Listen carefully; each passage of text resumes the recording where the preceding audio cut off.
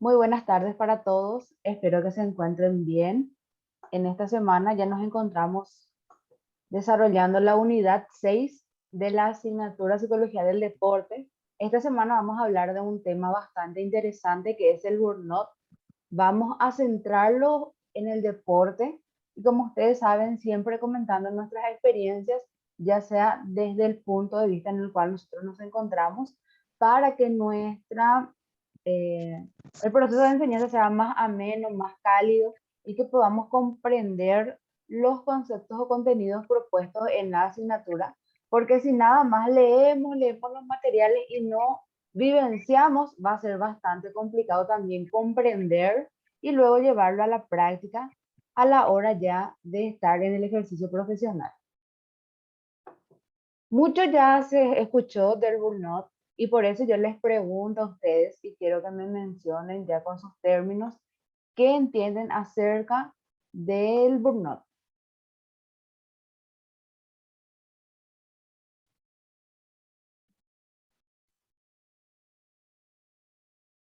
Es un término bastante común, lo escuchamos mucho desde el 2010, más o menos, que se fue estableciendo este término en específico acá en Paraguay que yo ya suelo estar escuchando. ¿Y a qué hace referencia según los conceptos que ustedes tienen a mano, aquello que ya han estudiado en alguna otra asignatura o en algún seminario, conferencia?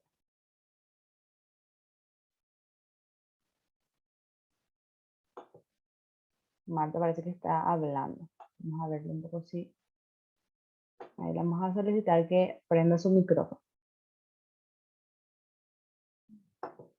¿Qué tal están Alba, Amada, Martita, Luis y Nilda? ¿Me confirman también si me escuchan?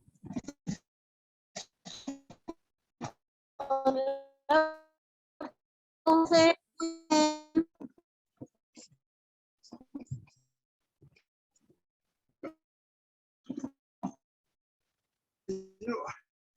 Buenas, ¿qué tal? ¿Me escuchan bien? Yo le estoy escuchando algo entrecortado. Así que por eso tengo unas cuantas dudas si ustedes me están escuchando bien.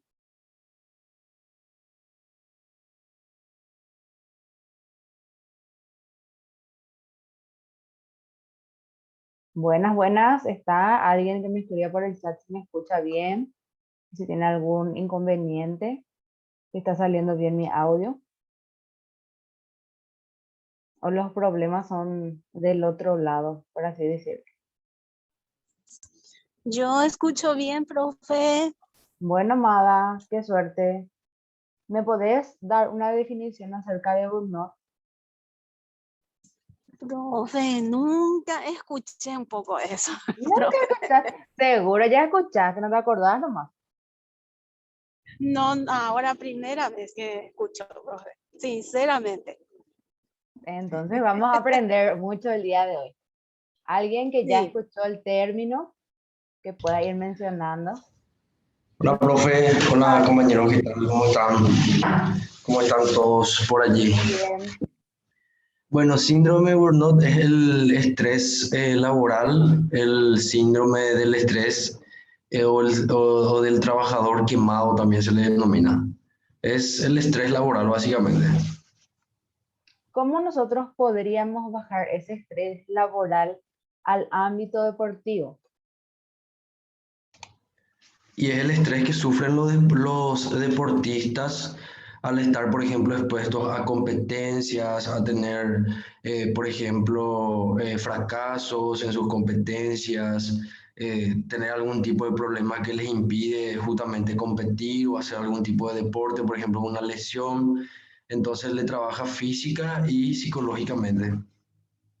Una de las, ¿qué tal, Amada? ¿Querés mencionar algo? Ahí me tenía abierto su micrófono sin querer, Amada. Tal y como está mencionando el compañero Luis, el burnout es el síndrome del estrés laboral. En este momento, nosotros ese estrés laboral vamos a llevarlo al ámbito deportivo en aquellos deportistas de alta competitividad, llámese Roque Santa Cruz, que cobra por jugar algún deporte, o sea, ese es su trabajo. Entonces, como mencionó el compañero Luis, la competitividad y el estrés, ya sea provocado por campeonatos, por derrotas consecutivas, por alguna lesión, se abre paso al desarrollo del estrés laboral. Algo más que quieran acotar algunas de las compañeras a lo que ya estaba mencionando el compañero Luis, respondiendo a la pregunta, ¿por qué los deportistas desarrollan el burnout?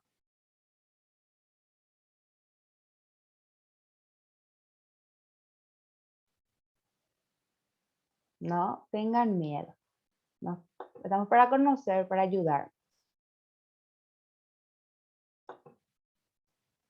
Algo que quieran complementar a lo que el compañero Luis ya expuso bastante bien realmente, que los deportistas pueden llegar a desarrollar el estrés o el síndrome del quemado por las altas exigencias, ya sean del entorno o propias, porque muchas veces nosotros encontramos aquellos que están empezando a debutar en el ámbito deportivo o aquellos que ya están por terminar en determinados deportes, tienen una edad límite, entonces eso genera también que aumente los niveles de estrés a niveles exagerados que hagan que el rendimiento del deportista vaya disminuyendo. Nosotros ya hablamos de activación en algún momento de nuestra asignatura y mencionamos que el deportista debe conocer sus niveles de activación y el síndrome del burnout puede llevar a dificultar esa activación equilibrada o adecuada para desarrollar de manera correcta, adecuada, la actividad deportiva en la la persona se encuentra desarrollando. ¿Cuáles son los síntomas del estrés que ustedes conocen? Y obviamente, algún deportista que conocen, que han escuchado por ahí, que sufrió del síndrome de burnout.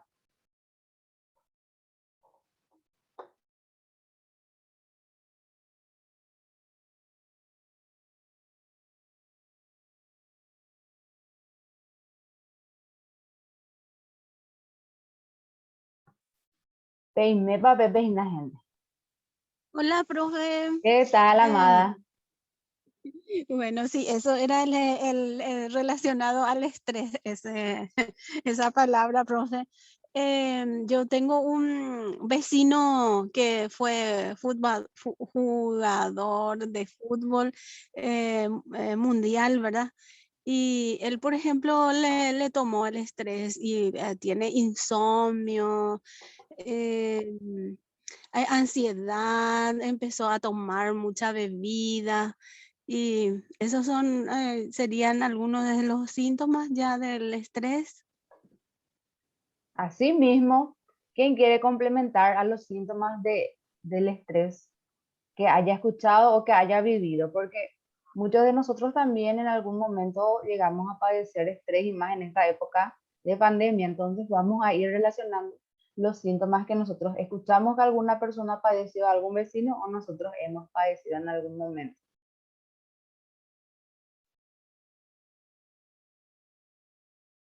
Para que se nos quede más rápido relacionemos más rápido los conceptos y los síntomas.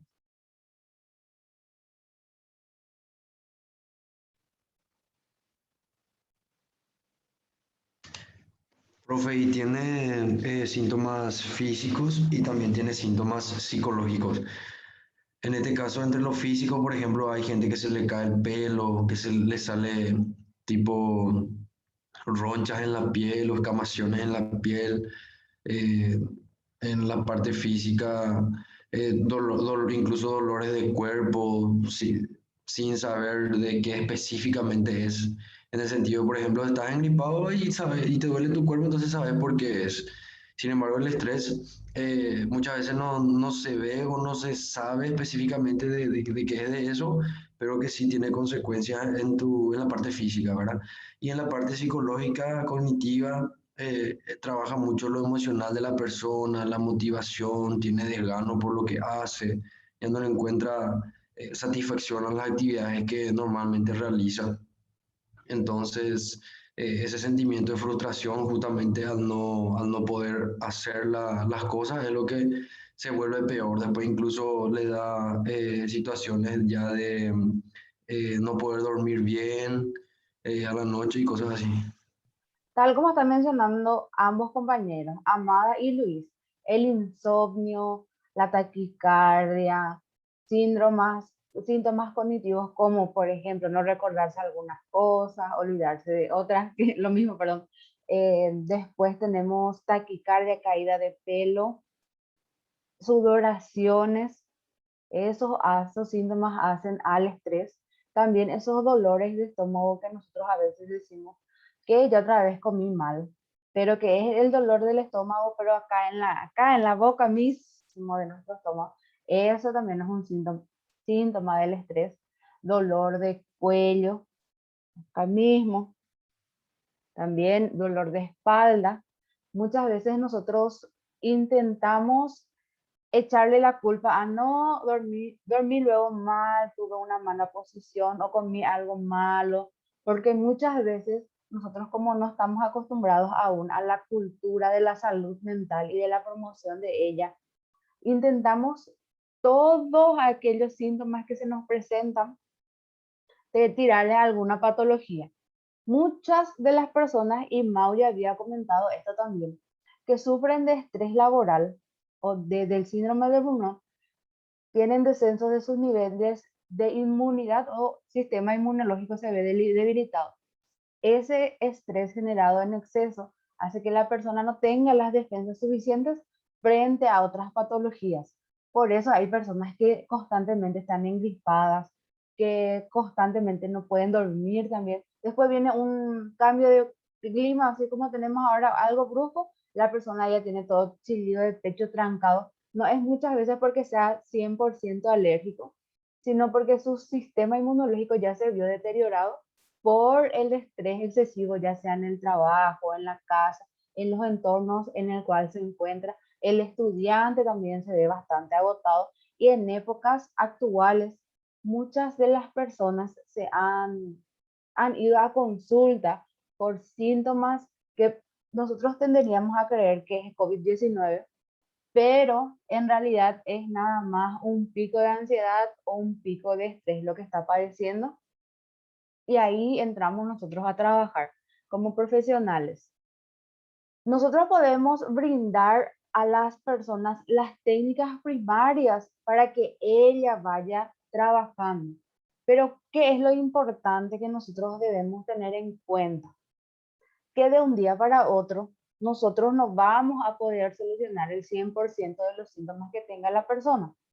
Entonces, primeramente vamos a abocarnos como profesionales del área de psicología a trabajar, aunque parezca un poco complicado de entender, vamos a abocarnos 100% a los síntomas físicos, porque hacen muchas veces esto, que la persona padezca mucho dolor. Entonces, ¿cómo nosotros trabajamos los síntomas físicos? Tenemos la ayuda de un médico clínico, médico de la familia, y en teoría trabajamos de manera multidisciplinar con ellos y deben acudir también a una asistencia psicológica, a un lugar, a trabajar con algún psicólogo de cualquier área para que le brinde técnicas como por ejemplo la relajación y la oxigenación. Estas dos técnicas son las principales o las primeras para que nosotros vayamos disminuyendo picos de ansiedad y picos de estrés, porque la persona muchas veces lo que normalmente se hace son las taquicardias demasiado excesivas, que hace que la presión suba o la presión baje en exceso. Esos picos bastante altos generan un desequilibrio, la persona se siente como desorientada. Entonces, si nosotros trabajamos con el médico, que cuando ya la situación es bastante crítica, le medica para trabajar el dolor, pero la persona debe tener en cuenta que no puede tomar toda su vida un analgésico, por ejemplo, porque los analgésicos 8 días y después ya nuestro cuerpo se va acostumbrando a ello. Entonces nosotros debemos, con nuestra preparación, brindarle a ellos técnicas como la oxigenación y la relajación. La relajación normalmente podemos hablar, si suele mencionar también la compañera Mau, que ella hace yoga. Entonces ahí tiende a flexionarse también, a aprender a respirar, a controlar su inhalación y exhalación. Eso hace también a que disminuya o se normalice el ritmo cardíaco muy acelerado. Y parece que es una tontería lo que nosotros decimos y que el maletín de técnicas del psicólogo termina en ejercicios de relajación y oxigenación. Pero si la persona no comienza o no reconoce, no es capaz de reconocer los síntomas y el momento en el cual aplicar esas técnicas, todo lo que sigue a nuestro proceso de intervención psicológica no va a tener frutos. Porque nosotros luego ya le vamos a dar técnicas para ir afrontando o acomodando aquellos pensamientos que tenga. Pero si él o ella, cuando se le presenta algún síntoma, taquicardia, insomnio, no maneja su respiración, lógicamente se va a ir agudizando eso. Repetimos y repetimos eso en sugerencias. Realizar ejercicios de oxigenación y relajación. Pero las personas ahí ya luego se bloquean. Luego nosotros le podemos decir, cambia tu hábito alimenticio. Toma más agua, come menos fritura, menos embutido, más fruta, más verdura. Pero ahí lo tengo a psicólogo, deja a nutricionista. ¿Qué sentido va a tener o efecto en mi salud mental que yo coma bien? Ese es muchas veces el error o el tabú que nosotros tenemos que romper también. Pero como nuestro cuerpo es nuestra casa, nosotros debemos limpiar nuestra casa. Porque hablando desde el área de psicología, el ser humano es un individuo complejo. Tiene su parte biológica y su parte cognitiva.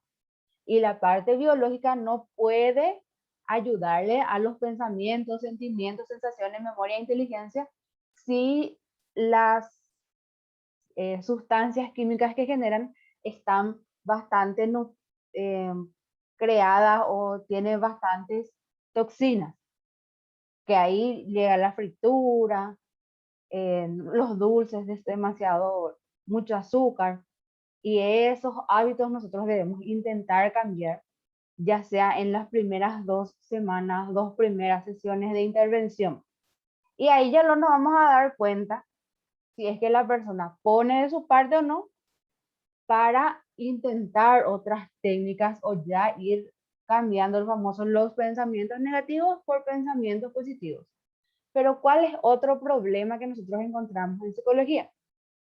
Que las personas se van al médico para intentar subsanar sus síntomas físicos y cuando le dice, bueno, bueno, tener coronavirus, no está teniendo ahora, vamos a tener pico de presión alta, vos ahora no tenés ningún tumor en tu cabeza, no es por eso lo que te duele tu cabeza, señora Marta, es un problema psicológico de salud mental y debemos trabajar con el psicólogo.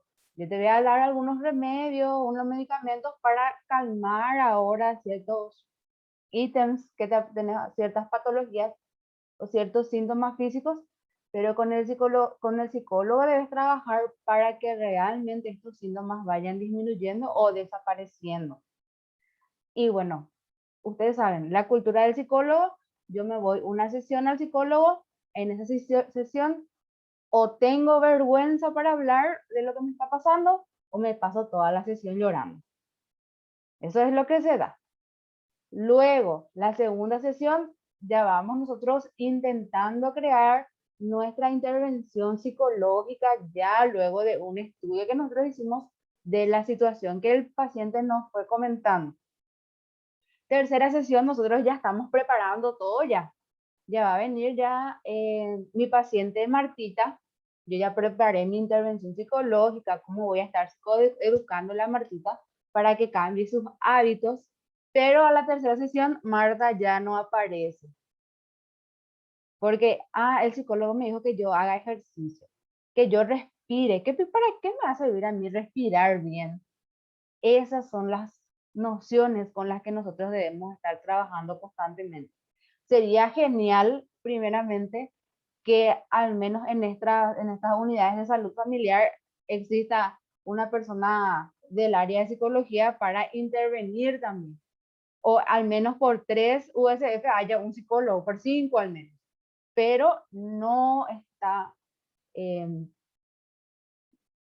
no se realiza el trabajo multidisciplinar acá en Paraguay, y además ir al psicólogo es más tabú que otra cosa. Yo me voy nada más para llorar todo lo que tenga que llorar y luego ya dejo de lado todas las otras etapas del proceso. Y en el deporte, bueno, yo me fui completamente en el lado clínico. Y en el deporte, obviamente, capaz en el deportista los síntomas tenderían a disminuir un poco con no mayor facilidad, pero como en teoría el psicólogo del deporte está trabajando en constante vinculación con el equipo, al menos obligado el deportista se va a tener que ir a realizar su consulta con el psicólogo del deporte, a hablar con él. En caso contrario, algo que tiene a favor también el deportista es que él está en constante actividad deportiva, tiende a tomar mucha agua, pero cuando nosotros estamos con síntomas de estrés, ansiedad o depresión, tendemos muchas veces a sobreexigirnos de una manera mayor.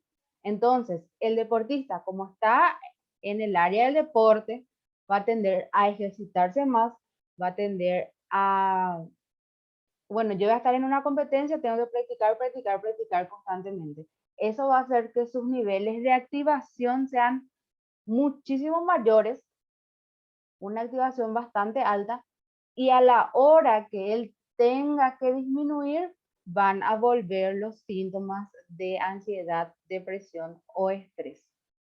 Es un tema bastante complicado con el cual nosotros debemos trabajar. Encontrar el equilibrio en la persona y que la persona sea capaz de conocer su activación y cómo regularla. Tanto para que conozca cuáles son los síntomas normales.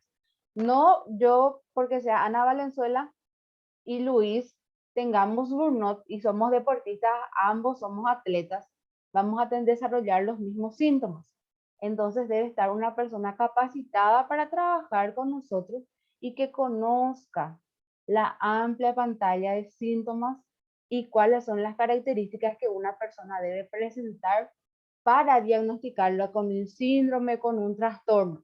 Porque si nosotros no estamos preparados para reconocer esos síntomas, los diversos que se puedan presentar, lógicamente vamos a llevar o vamos a dirigirnos a una mala intervención terapéutica, lo cual puede costarle la carrera a la persona que esté trabajando con nosotros o una pérdida de algún campeonato. Yo siempre el fútbol viene a mi cabeza.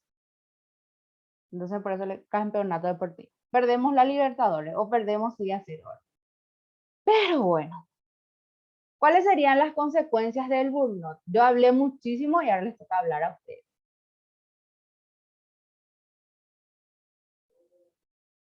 ¿Cuáles serían las consecuencias del burnout?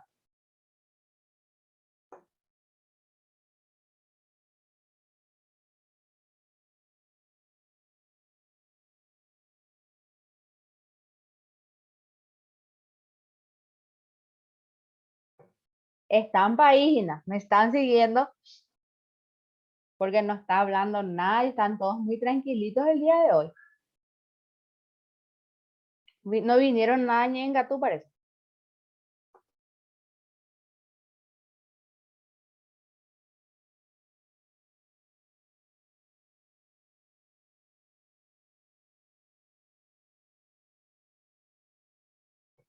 Hola, hola, ¿están? ¿Me escuchan? ¿Están ahí? Hola, profe, y una de las consecuencias no sería que la persona, por ejemplo, se empieza a aislar del grupo, no quiere más escuchar inclusive a algunas personas que hablan. Esa no sería una de las consecuencias. Sí, comenta Alba, tener mucho estrés cambia la conducta, lleva a estar irritante.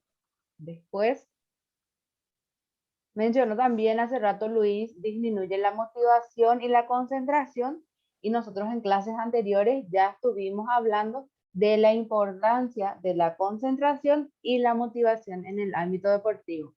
Sin esos puntos bastante importantes, nosotros no vamos a poder lograr el éxito en el desarrollo de la actividad deportiva. Lleva también a abandonar los ideales. Por ejemplo, a veces a mí me cuesta mucho entender ciertas cosas. Macanada, ya decís, ¿no? ¿Cómo los de cerro tienen todavía motivación? Eso es lo que yo no entiendo luego. Me cuesta luego porque mucho problema tras mucho problema. Y ellos siguen motivados. Pero bueno, algo que quieran mencionar con respecto a cuáles serían las consecuencias del burnout.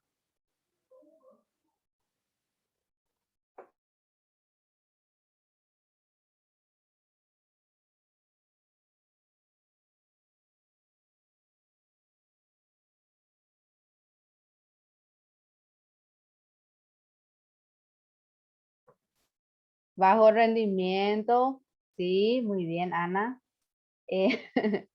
Después, bajo rendimiento competitivo individual y a nivel grupal, porque cuando existe una mala sinergia grupal en la cual no se conozcan entre las personas que están o que forman parte de ese grupo, lógicamente se tendería a llevar a una bajo rendimiento. Ese bajo rendimiento hace que todo el equipo se desestabilice.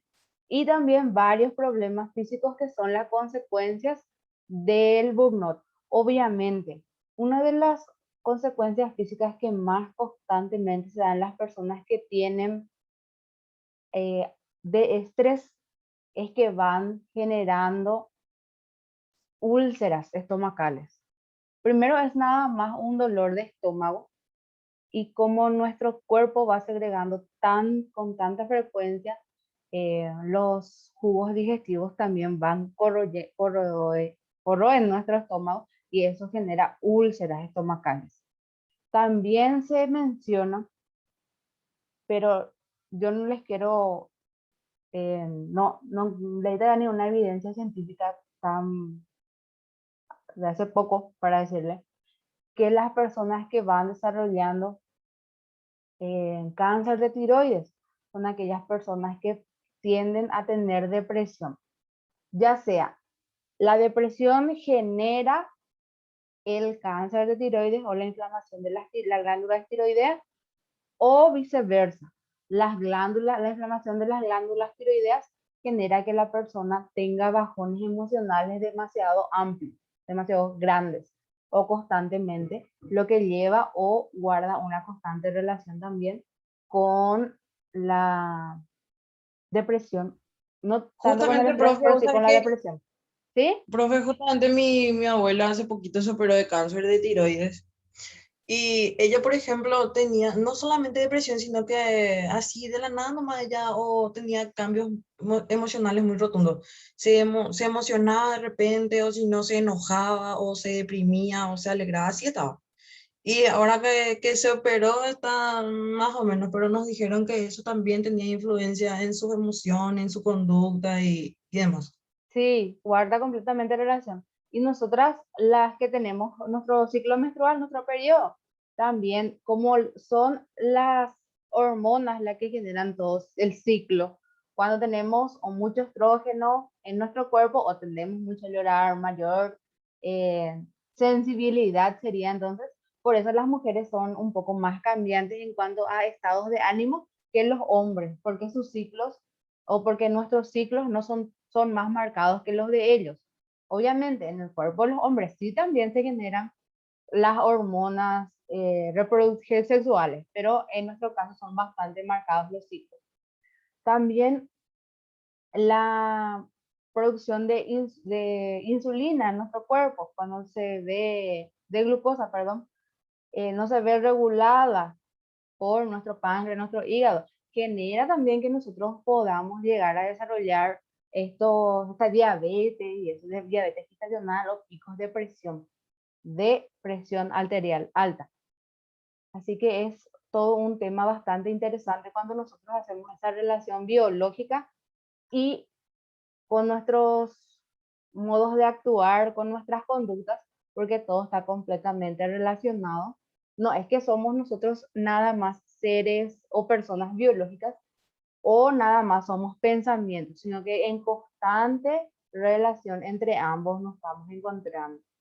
Y el día que nosotros podamos entender, o que nosotros capaz ya entendemos un poco más, pero que nuestra sociedad entienda ese vínculo entre salud mental y salud física, nosotros vamos a estar un paso más adelante, o es decir, vamos a estar evolucionando un poco más como sociedad, que es lo que estamos esperando. ¿Y cómo se daría eso? Mediante las políticas de salud pública que favorecerían a que nuestro trabajo sea bien visto también. Información importante. Tenemos habilitadas las actividades, el foro 6, autoevaluación 6 y tarea 6. Nuestras clases siempre por el mismo enlace de Zoom.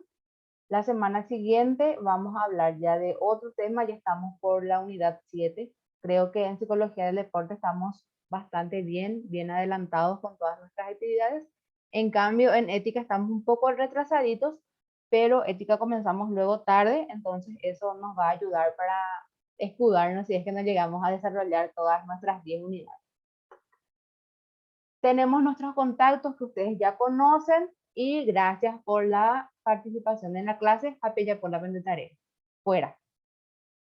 Les dejo ya, gente. Un placer, como siempre, compartir con ustedes. Espero la siguiente clase. Mayor interacción. Anila Peique la clase Tejana Peñe siente la se copa. Así que, gente, interactuemos en la clase. Sin temor a Gracias, hablar. profe, pero te da gusto demasiado escucharte a vos nomás, profe.